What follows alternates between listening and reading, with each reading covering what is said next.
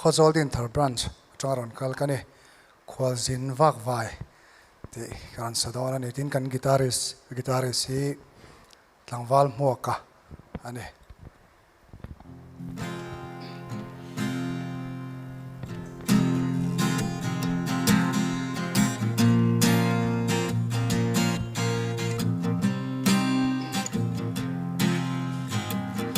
he khovel hi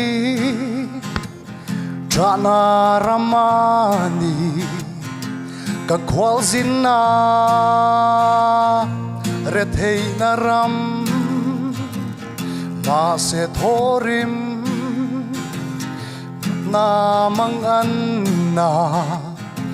a om to long chu mun na chwa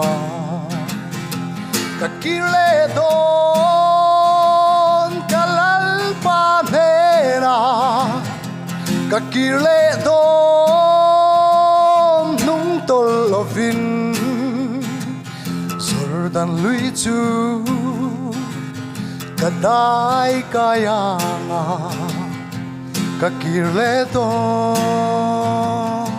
ka panera lalu kumro puika kumanga thiang lim na ko katlen hum chua chandam na thu ka au puyanga tan sa tene kan leng to a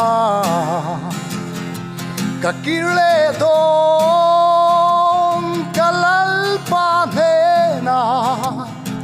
ka kile don nung tol lovin jordan lui chu kadai kayanga ka kile don